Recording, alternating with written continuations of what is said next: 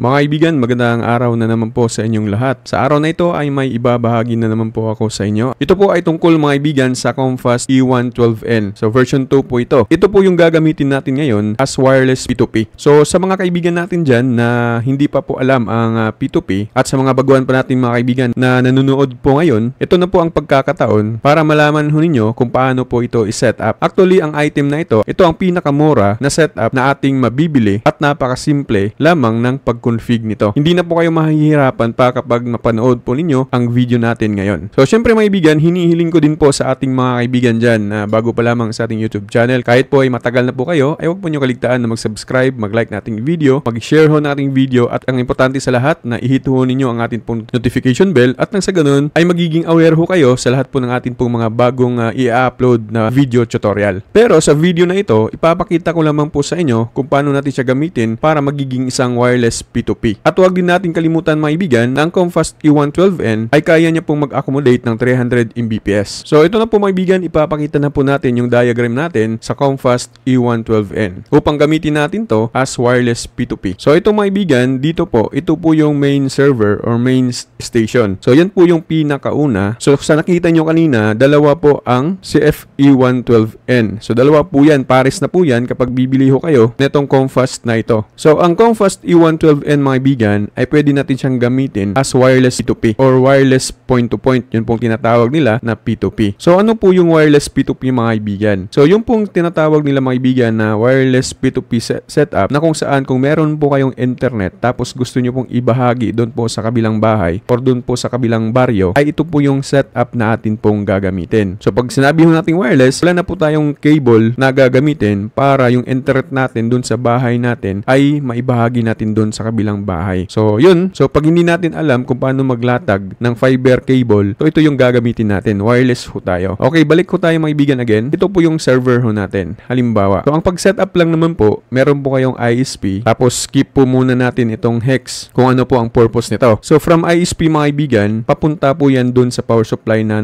meron po nakalagay dyan na LAN, LAN. Okay? So sa PoE naman, always remember na yan po yung magsusupply ng power doon sa ating antena. Eto. So dalawang butas po ang nasa antena natin. So ilalagay nyo lamang po doon sa 1 kasi may nakasulat po dyan. 1 at saka LAN. So sa 1 nyo ilagay, yun pong UTP cable. Eto po yung blue. Ayan. So ngayon, gusto natin siyang ibahagi yung ating internet. So siya yung mag-broadcast ng internet natin papunta doon sa kabilang bahay. Ang antena na ito mga kaibigan ay aabot po ito ng 1 kilometro. Okay? So tandaan lamang ho natin 1 kilometer pero dapat nagkita-kita po yung dalawa. So wala pong nakablock or nakaharang. Okay? Para tuloy-tuloy po ang pag-broadcast ng signal nung station natin papunta doon sa kabilang station o to station 2 o papuntang station 2 mga kaibigan. Okay? So ipapakita ko mamaya sa inyo kung paano natin siya i-config or i-set up doon po sa admin. So yung sinasabi ko ngayon ay gusto lang natin siyang ibahagi doon sa kabilang bahay. So ito yung bahay natin dito banda. Ito dito banda. So i-share natin doon sa kabilang bahay natin. So share natin siya papunta dito. Tapos dito naman ay i-receive nung pangalawang antena. Ito yung magiging station 2 natin. So from station 1 papunta sa station 2. So pag kukonek tayo dito sa LAN, sa power supply, magkakaroon po yan ng internet. Okay? So pwede po natin gamitin to or lagyan to ng switch hub para sa atin pong mga unit or for example laptop, computer or kung saan man po natin gamitin. Magkakaroon po ng internet po dyan. Kung lalagyan nyo ng switch hub or router mga kaibigan sa banda dito. Halimbawa na lamang po. So ngayon gusto mo pang ibahagi yung internet mo from station 2 to station 3. So wala kang ibang gagawin kundi connect natin to, i-bind natin to or i-config natin to at kukuha tayo ng internet at magiging bridge na itong station 2. So kung paano natin siya na set up, ito mga kaibigan, ay ganun din po ang pag-set up ng ating station 3.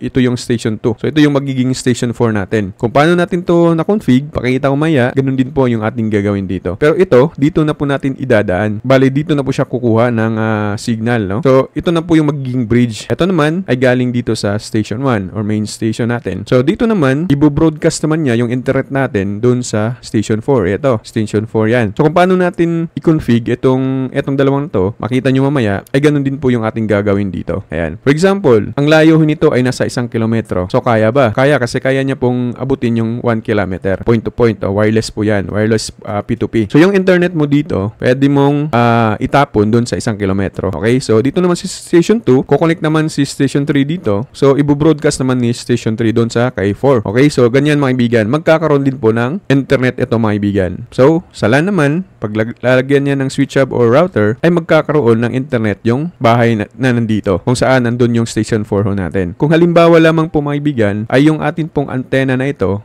ay nakaharap dun sa main station natin. Tapos, yung pong ating paghahagisan ay dito banda, sa baba. Since nakaharap naman po yung station 2, so wag na nating lagyan pa nitong station 3. Kasi pwede niya pong i-broadcast dun sa harap niya, dun sa gilid. So, yan yung gagawin ho natin. Kung halimbawa lamang po. Pero kung nakatalikod yung atin pong prospect na paglagyan, so ganito yung setup ho natin. So, wag ho kayong malito sapagkat ibabahagi ko po sa inyo kung paano po siya i-set up. Okay? So, by station po, ito mga kaibigan, yung pag-setup natin. So, ngayon naman, ito naman sa ibabaw, ito yung client. So, halimbawa, meron pong gustong mag-client sa inyo. So, ang gagawin lamang natin dito is iba din po yung kanyang pag-setup sa settings ho nito. Papakita ko din po sa inyo mamaya. Madali lang naman po. So, yun yung gamitin natin na configuration or setup kapag client. So, hindi na, actually, bridge din po siya. Pero may dalawang klase na setup po doon. Okay? Makita nyo mamaya. So, si client, for example, merong client, dito natin siya itatap sa main station. Ito. Kung malapit lang siya dun sa main station din natin. Halimbawa din naman ay nasa palagiho natin, nasa 1 kilometro din ito. So, dito natin siya itatap. Dito natin siya i-connect sa station, syempre. Kung halimbawa naman po, maibigan, ito po, mas malapit dun sa station 2, 3, and 4. So, dun natin siya itatap. Dun natin siya i-combine. So, ito yung gawin natin na bridge. Ito, kung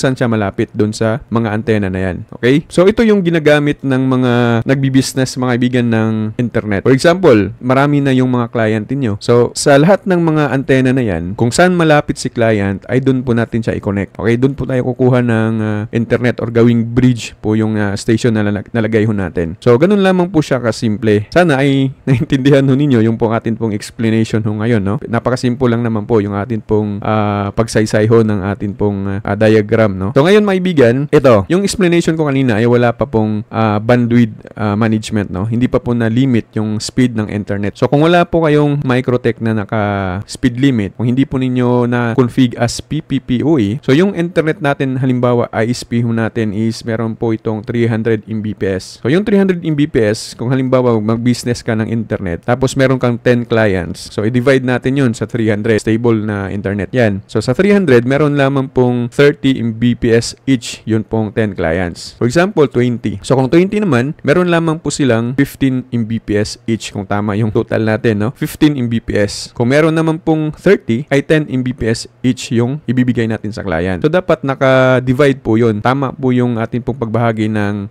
internet natin. Nang sa ganun ay hindi po magiging apektado yung ating ISP or internet natin, yung server natin, at hindi din po apektado yung mga client ho natin. Kaya kung 300 Mbps ka, tapos may 30 clients ka, so ang dapat ibigay mo lang sa kanila is 10 Mbps. 10 Mbps mga ibigan ay okay na po yan sa mga piso wifi na kung saan ay wala po tayong karibal. So okay yan. Pero kung may karibal ho kayo, dapat mas higher po yung ating plan dapat, no? Okay, so ito mga ibigan, no? Kung magbi-business ka ng internet gamit po yung atin pong antena na ito po yung napaka-simple setup lamang. Kung ikaw ay nasa isang barangay, tapos ito lang yung gagamitin mo, napakamura ho nito maibigan. O nga pala, yung antena na ito, mayroon ho tayong link sa baba ng ating video, ha. Diyan nyo po i-visit kasi legit po ang link na yan. Comfast po mismo ang nag-provide niyan mga kaibigan. Legit niyan at branded po yan. Sa murang halaga ay makakapag-set up ka na ng isang wireless P2P. So, okay ba ang ganitong setup? Okay po mga kaibigan. Kung kayo po ay nasa isang barangay, malapit lang naman, hindi mo na kailangan pa nung mga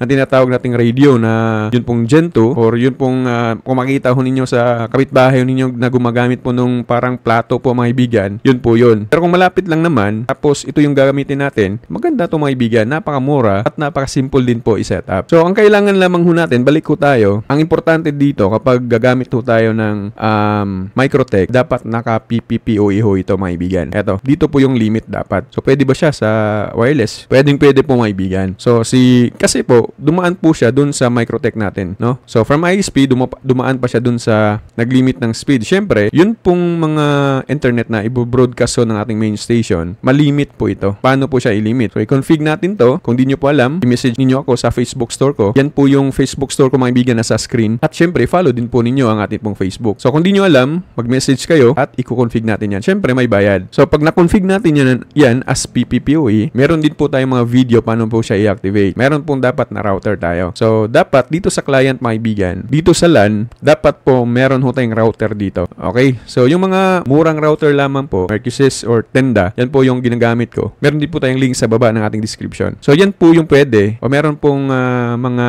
PPPoE. Eto, router dito sa 1 port or dun sa 1 na butas mga kaibigan. Ito po sa LAN yan. Ayan. Tapos sa router natin, bago na magamit ni client yung internet natin, so mayroon pong authentication key na galing po sa ating Microtech. I-allow nung Microtech kapag yung router natin ay meron pong username and password. 10 Mbps halimbawa. 10 Mbps. So, naset natin siya, username, password, yun yung makukuha ng client. Yun lang, yung 10 Mbps. Kapag i-reset ni client yung router, so mawawalan siya ng internet kasi di niya alam yung username and password. Kasi may mga client kasi na i-reset nila, akala kasi nila na pag ma-reset nila, pwede nilang taasan yung speed. Hindi po. So, yan po yung kagandahan kapag nakalimit. Kasi kahit galawin nila yung router, ay mawawalan sila ng internet. So, tatawag naman po sila ulit sa atin kung paano to yun i-config, no? Siyempre, pupunta ka at i-config mo yan. So, ganun din sa atin pong mga station, hindi ho gagana yung mga ports dito kapag wala pong router or wala pong tawag dito, hindi po natin siya na-set as PPPoE. Pero kung meron ho tayong laptop or computer, meron naman pong broadband connection yung laptop at saka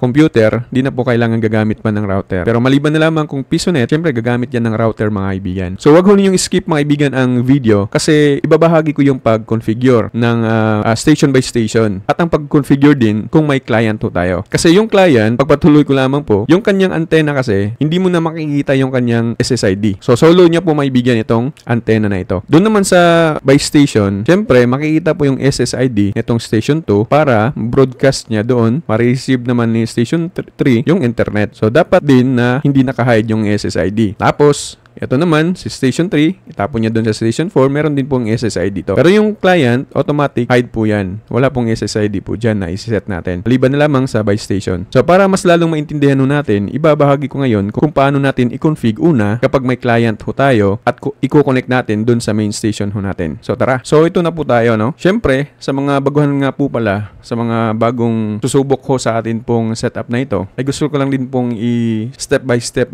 para sa mga kaibigan natin na baguhan po talaga. Unang-unang maibigan, isaksak ho ninyo sa computer ho ninyo or laptop, okay? So, para mas madali na makonect doon sa atin pong antenna, pag nag-set up ho tayo, pwede din naman sa cellphone. Pero para sa akin kasi mas madali kung sa computer or laptop. Pero kung wala kayong computer or laptop, pwede din yan sa cellphone mga kaibigan. Kapag kayo po ay gumagamit ng laptop or computer, so syempre, isasaksak natin yung antenna mismo sa saksakan. Then from antenna, pwede doon sa LAN ng power supply, papunta doon sa port ng ating Ethernet port ng ating computer or laptop or doon mismo sa antenna na meron po yung dalawang butas doon sa LAN. Kasi LAN din po yun. Pwede din po. So, pagkatapos nyan, make sure na connected ho tayo dito banda. Makita naman natin po, mga kaibigan. So, ngayon, ang default IP address ng ating antenna, mga kaibigan, is 192.168. Same din po yan ng ibang COMFAS antenna, no? So, 10.1.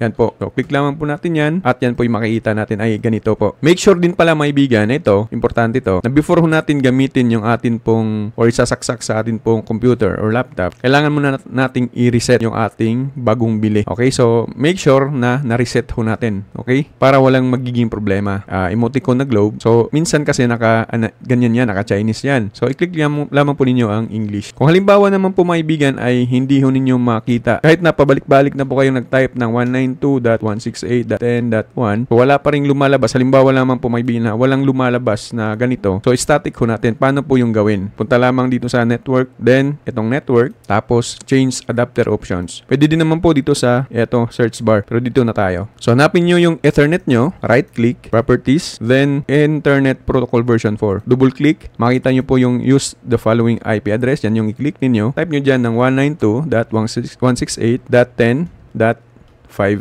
Okay? So, 2, 3, 5, pwede yan. Wag lang 1. Tapos, click lamang po ninyo dito. Automatic yan. Tapos, click OK. Okay. Tapos balik tayo dun sa ating browser, type natin yung 192.168.10.1.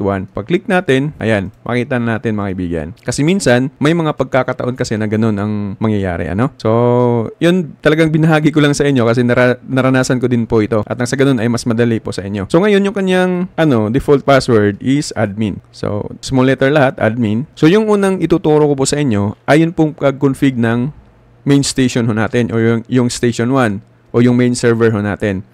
So kahit dito po tayo sa bridge mga kaibigan, i-click ho natin yung bridge. Syempre, ang gawin natin sa main station ho natin is access point. Ito yan. So i-click natin ang access point. Pwede din naman po doon sa ito, pero dito na ho tayo. I-click lamang po ang access point. Tapos, kung gusto nyo pong baguhin yung pong IP address, ay pwede po.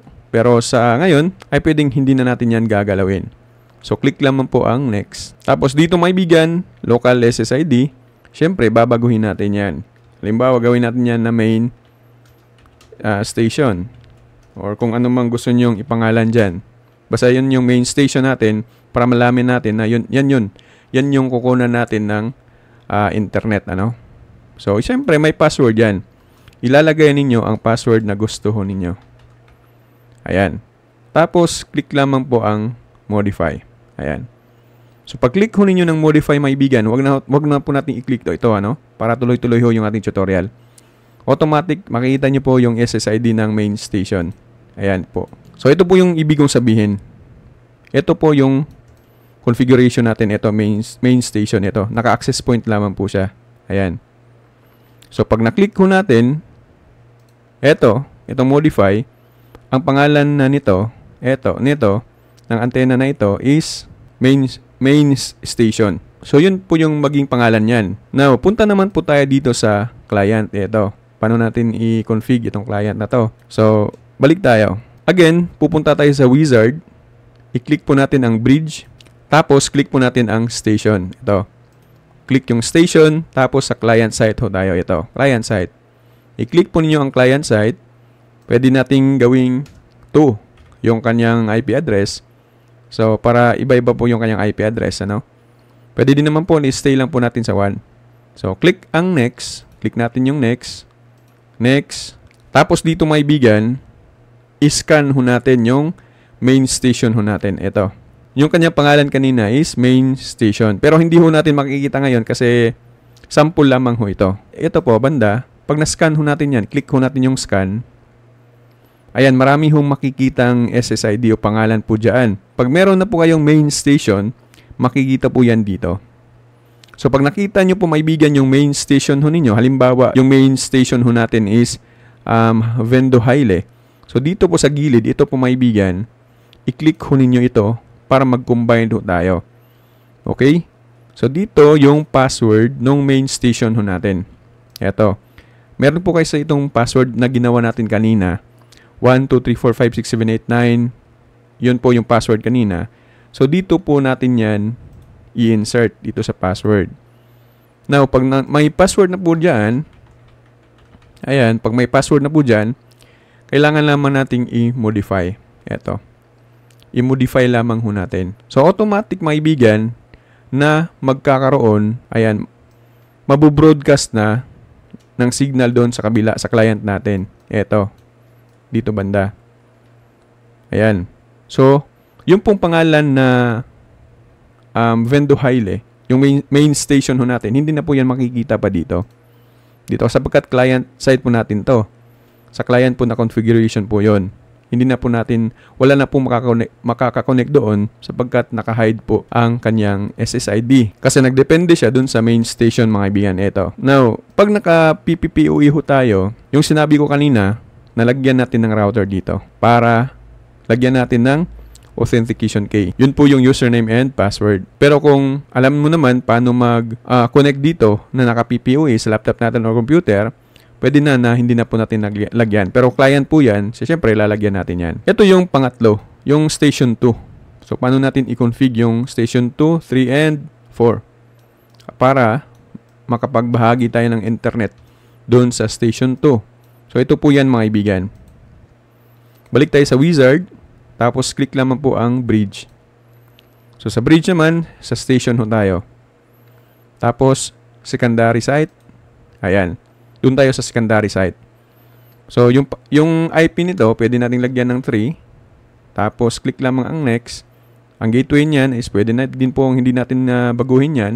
Click next. Tapos, dito mga kaibigan, i-scan natin. I-scan natin ito yung scan natin. Si station 2, ito, station 2, scan natin si main server. Gaya po nung client na scan natin yung main server, main station. So, ganito po mga kaibigan. Scan, click scan.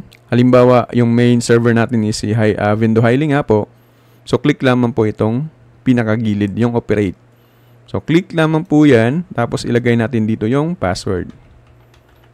Dapat yung password ay yung password ni main server ho natin. So, balik tayo. Ito mga kaibigan, kapag okay na po, i-click lamang po natin ang next. So, makikita ho ninyo, meron po siyang sariling SSID, no? Yung pangalan ng Station 2. Lagay natin is Station 2. Ayan, Station 2. So, syempre may password po yan. Lagay natin yung password ay ganun pa din. Halimbawa lang naman po ito. So, i-modify mo na. Pag na-modify mo na ito, makikita natin yung pangalan ng Station 2. So, ito yan mga kaibigan. Station 2. Dito po yan. So, kung kukonek naman po si Station 3 dyan sa Station 2, ganun din po yung ating gagawin. Gaya po ng ginawa natin, etong secondary site. Ganun lamang po yung gagawin natin. Para scan natin si Station 2, tapos i-broadcast natin doon sa Station 4. So, si Station 4 naman, ay ganun din po yung ating gagawin kung paano natin na-set up si Station 2. Kung kayo po'y nalilito maibigan sa atin pong explanation, ay syempre, balikan nyo lamang po yung atin pong explanation po dyan mga kaibigan. Ano?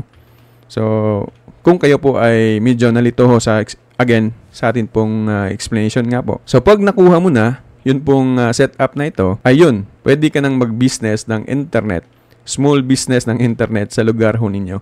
Gamit lamang po ang Comfast E112N na version 2. So, ito maibigan na, nasa description natin yung link. Huwag ho ninyo kaligtaan. At bilang pasasalamat na din, ay i-share ho ninyo ang video na ito, palike ng video na ito, at syempre, pasubscribe. At ang pinaka-importante sa lahat din ay dapat i-click ho ninyo ang atin pong notification bell nang sa ganun ay malalaman nyo po yung pong atin pong mga bagong video tutorial na i-upload. Syempre, kung gusto nyo pong subukan, bumili ho kayo ng item na ito at i-testing muna ninyo bago kayo bumili ng lahat ng parts na ito. Gaya din po, dati mga kaibigan, ganyan din po ako. Bumibili din po ako ng mga antena kahit mahal, kahit wala ho tayong pera. Ang importante ay magkakaroon ho tayo ng idea paano po gawin ang mga bagay na ito. At syempre mga kaibigan, manghihingi ho ako ng pasensya kapag hindi po ako makakapag-reply sa inyo. Hindi lang po kasi ito yung trabaho natin. Meron din po ako online at meron din po akong tindahan. Pero nagre-reply ho ako kapag hindi ho tayo busy, lalong-lalo na kapag kayo po ay bibili ng piso wifi sa atin. Yan lamang po sa araw na ito. Magandang araw po sa ating lahat and God bless us all.